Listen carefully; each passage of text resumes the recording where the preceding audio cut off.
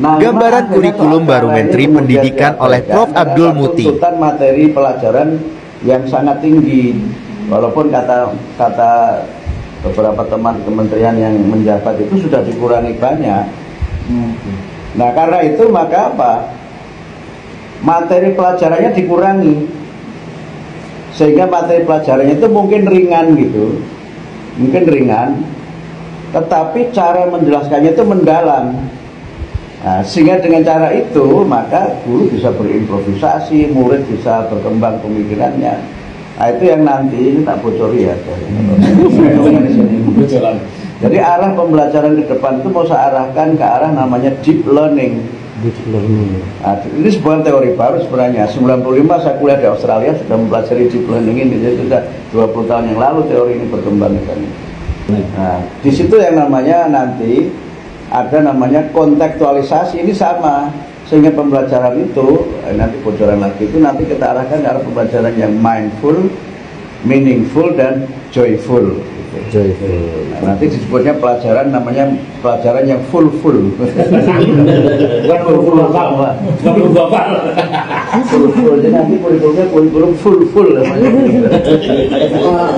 Nanti for example mindful apa? Nah, ini baru mau saya jelaskan. Jadi mindful itu domainnya ada dua. Nah, harusnya bisa 3 tapi 2 aja. Mind itu artinya kita sadar. Kita sadar, murid kita itu beda-beda. Jadi mindful itu kan artinya sadar. Mindful itu peka, sensitif. Jadi murid kita ini jangan kita anggap sama, kita harus sadar itu mereka ini nggak sama. Nah yang kedua, mindful itu adalah pembelajaran yang mendorong murid untuk selama belajar itu berpikir,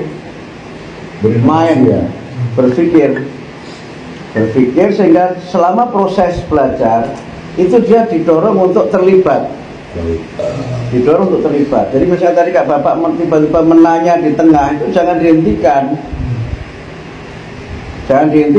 Gitu. Nah, baru nanti kalau pertanyaan tidak relevan nanti diarahkan. Tapi kalau relevan jangan dihentikan.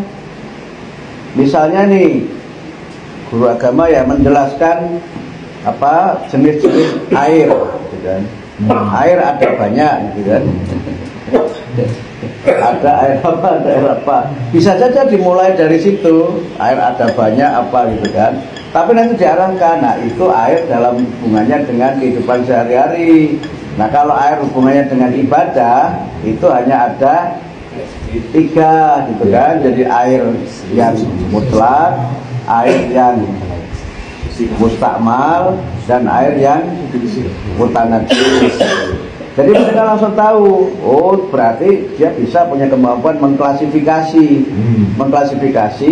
sesuatu berdasarkan pengelompokannya. Mungkin dia bisa jawab juga air got, itu kan nggak apa-apa untuk tahap awal, nggak apa-apa, namanya eksplorasi.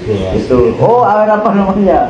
Dia mungkin akan bilang itu air kolam apa? Oke, itu air dalam kehidupan sehari-hari. Tapi kalau hubungannya dengan ibadah, tidak ada air got, tidak ada air ini, tapi airnya ini. Nah itu namanya mindful Pak. Gitu. Baik.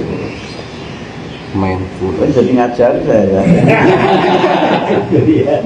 Yang kedua itu meaningful. Dia itu tahu saya belajar ini tujuannya untuk apa? Gitu. Gunanya saya belajar ini itu untuk apa? Nah itu yang seringkali nggak diajarkan. Sehingga mereka itu belajar, pokoknya belajar aja. Sehingga kadang-kadang guru datangin anak-anak, kita buka halaman 13 gitu.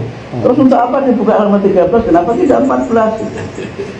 Lalu apa yang dia pelajari, gunanya itu apa? Misalnya kenapa dia harus memahami penambahan, pengurangan, penjumlahan, pembagian? Itu untuk apa itu? Sehingga karena dia tidak menemukan gunanya ilmu yang dia pelajari itu, maka motivasinya menjadi kurang. Nah, karena itu maka menjelaskan maksud dari apa yang dipelajari dan kemudian menjelaskan manfaat dari yang dipelajari itu yang membuat pembelajaran menjadi joyful, menjadi menyenangkan. Nah, karena itu saya pakai istilah joyful, bukan fun learning. Karena istilah fun learning itu juga sudah menyimpang di lapangan menjadi funny learning gitu. Yang penting lucu. Padahal menggembirakan tidak selalu lucu. Menggembirakan itu ketika dia menemukan sesuatu yang baru, tapi dia bisa menggunakan kata-kata dengan baik, kemudian mengerti gunanya, dan dia tidak dalam posisi tertekan ketika belajar itu. Nah, itu mudah-mudahan bisa menjadi solusi. Itu nggak usah dinamai merdeka, apa mungkin namanya kurikulum full gitu.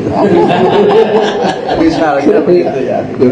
Nah itu, nah ini bisa dilakukan kalau pembelajarannya deep, orientasinya adalah mengenal sesuatu. Yang sekarang ini terjadi kan dua. Yang sekarang belajar sekarang itu namanya surface learning sama achievement learning. Belajar yang orientasinya itu pokoknya yang penting diajarkan hanya di permukaan, surface itu kan di permukaan. Sehingga dia misalnya mengetahui fakta-fakta itu penting, tapi fakta itu gunanya untuk apa itu seringkali mereka nggak tahu.